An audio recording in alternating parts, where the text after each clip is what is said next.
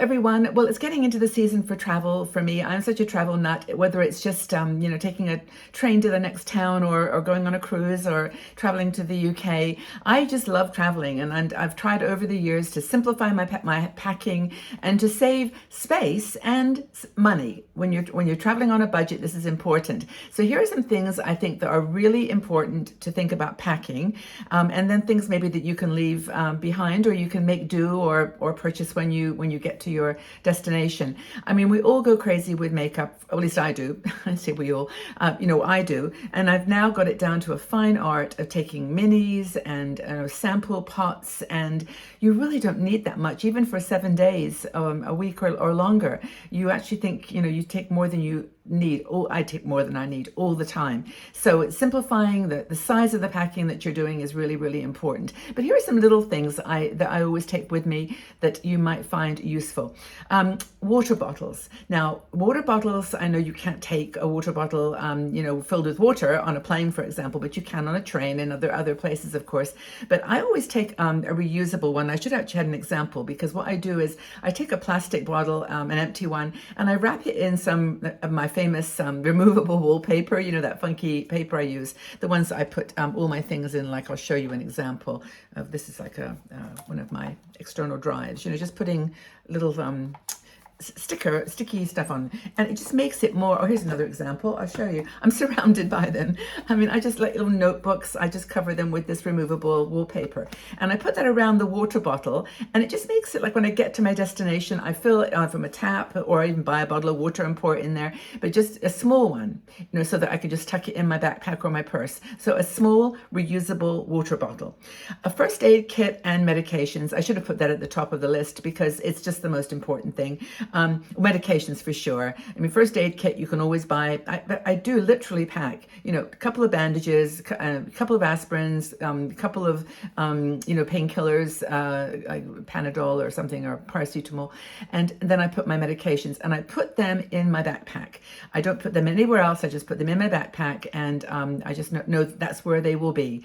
And, again, when you get to, unless you're going to a place where there's no drugstores or supermarkets, you don't really need too much more, just to be independent. Oh, motion sickness. I always pop a couple of motion sickness pills in my bag, because I do deal with well, on cruises it doesn't bother me as much as it does on trains for some reason. But those trains that rock side to side, yeah, those are the ones I get a little nauseous. So I take that. Versatile clothing. Okay, we always take too much clothing, in my opinion, and everyone has their style, but for me, it's a couple of pairs of dark pants, black pants, that are not like leggings. They're just like, trousers. One has got cargo pockets in them, and one has got just regular straight. Those are the only two that I need in a 10-day trip, because I can wash one while the other one's being worn, and there's just about everywhere you go you can use a laundry or on the cruise.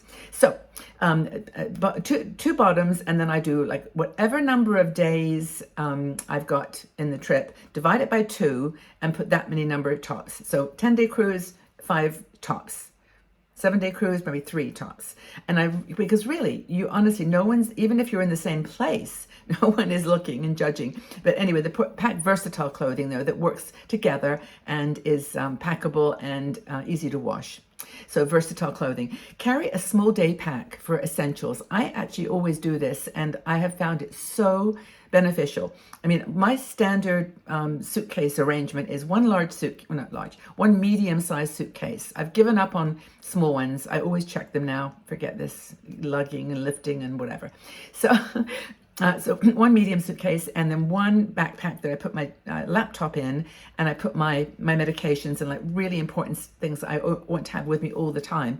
And then inside my bag, in my suitcase, I put a foldable backpack. A small one, not like the one that's got my backpack in it, my computer in it, but like a small one. Tuck that in there, and then it comes in so handy. Like a day trip, you want to go out to the shops, or you want to go just on one excursion, or you want to go visit a site or museum. All you need is really a small backpack that has a bottle of water, and maybe a couple of bits of makeup, and your maybe some medications if you want to take those, but just in case you buy a postcard or a few things, a small backpack. A power bank, or now I've actually got one here. I was going to show you my one. This is a tiny one, And again, it's got my wrapping paper on it. But this is a small one that I take with me everywhere, and it's a portable charger for my phone. It's hardly ever not charged. I always have it charging in case I'm going out to the shops even. I just take that with me with a cable. A small multi-purpose tool. Now, you're not allowed to take like Swiss Army knives and things like that on a plane, but you can take, I've actually got a cool fork and spoon set, which they kind of reverses. And you have no idea if you want to buy a yogurt when you're like out I always buy from like local shops. I never hardly ever eat in a restaurant. It's just me. But you have this little spoon that you can scoop your cappuccino foam with. I'm thinking from experience. Bring a scarf or a sarong. They're the handiest things if you're if you're staying in a bed and breakfast or you're sharing a bathroom, and even in a hostel if you're traveling that way. Sarong is really handy for wrapping around you, just to go down, down the hall if you want to go. And also a scarf is it's a versatile tool for changing an outfit up. So if you've got 3 tops, 5 days, put the scarf on 1 day or 2 days, and then it looks completely different. Scarves are easy to pack, really lightweight. Save space with scarves, for sure. I have like a couple that I always take. Use a travel document organizer. Do I have one? Well, I've got this little folder here that is like a kind of, it keeps all of I won't open it because it's got all my details in it, but it's got my passport, a copy of my passport, a copy of everything. That's my document organizer. And then I do have like my plastic folders that I put, my airline ticket or my train ticket inside. It's like a little plastic folder, different colors. I use these all the time, but something to organize your travel papers. This is one about a flashlight. I don't know. I always carry one, but I don't know whether I should probably save space by just not taking it. I don't know why. I hardly ever use it, but I have this thing about what if I'm in a dark place and the lights go out or we have a power failure. I use my phone. So phones are amazing. They have lots of multi-uses, but flashlight maybe. Earplugs and eye mask. I always wear earplugs on a plane, my earbuds, but I don't wear a mask. Do you? And that's one thing to take. Some people really swear by them though for sleeping in places that they're not familiar with. Okay, some things about on airlines. Always be aware of the weight. If you're taking a carry-on, I discovered this the hard way, that difficult way, is it doesn't matter how small the bag is. It matters how heavy the bag is.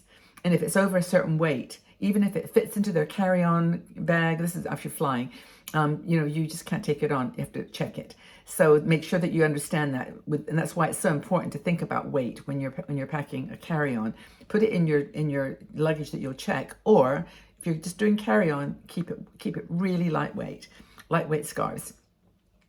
What else? Packing cubes. Use packing cubes. I actually do use packing cubes, but not the traditional packing cubes. I purchased some makeup bags that are much thinner than a packing cube, and you can zip them up. They're meant to be for makeup to be put inside. I don't have an example to show you, but they're really, really great for other clothes, for other just like a packing cube, but it's made out of a very thin it's plastic material. What else? Do you take liquid conditioners and shampoos with you? I usually don't, but I have got such dry hair that I actually discovered a really nice brand of shampoo, and I just noticed something actually. Do you know my hair? When I was a little girl, I have a picture of me with one what do you call it, pigtail going up and one pigtail going down. And I think that there's something about the way the hair grows out of my head that makes it flip on one side and go under on the other side. Anyway, I digress. So things that you forget, that you often forget. Checklist, here we go, real quick. Passport, important documents. Adapters for charging your things. If you're going on a cruise, be careful because they don't always have the plug size that you have. So be sure to take a converter. Medications I've mentioned, toothbrush and toothpaste. Well, you can get that on a plane, for example, or in a hotel. Comfortable walking shoes. Always remember those. Sunscreen, yes. Your phone and your charger. Phone and your charger. Phone and your charger. I don't know what I would do without my phone anymore. I mean, I literally can do my whole business videos, whatever, on my phone. Travel pillow, I would rather just take a poncho, like a shawl that I can, I can just roll up as a pillow. Um, and if you're going somewhere where there might be bugs, I would say take some spray or some liquid that you can put on. I don't ever take a change of clothes in my carry-on, but I always take an extra sweater or something and tuck that in case I just spill something, or you know how it is. And then of course a basic first aid kit. I mean, I could go through the whole list, but you know what to do. But I think the secret here though is to only take the things that you know you cannot get somewhere else. Even in your first aid kit, you don't need like 10, like a whole package of bandages and a whole package of of different potentially needed medications. You just take the very small amount of everything that you need. Another thing that I'll close on this one is actually emergency numbers. Be sure that you take something that's got your emergency details on it. I actually have a very small printed card that goes in my wallet. And that's got my travel insurance number, my medical insurance number, my family's numbers, just the really important numbers that, and put those on. But leave those same numbers where at home when you're traveling, so that your family can have them in case you lose your wallet and you just need to say, can you just read me the details so I can copy them down while I'm getting replacements, heaven forbid. That should happen. So that's, I think, the list of things that I think you really, really need. If there's an article I'm going to put a link to that is really helpful. I think Jane Duncan Smith is the person that wrote it, and she's actually a travel person, and she's got like a whole list. I'll send you the link so you can read it in detail. But the idea is save space, save money by just doing things in a simple way, thinking things through, not taking anything you know you're not going to need or that you can get really, really easily wherever you're going. Just relax, enjoy the trip. This is the mission. Enjoy your summer trip or a spring trip, wherever it might be. Tell me what your secrets are for packing. What have I forgotten? Tell me. So I don't really leave them out the next time myself. Take really good care, everybody. Look forward to hearing your travel packing stories and adventures, discoveries. Take good care. Bye for now.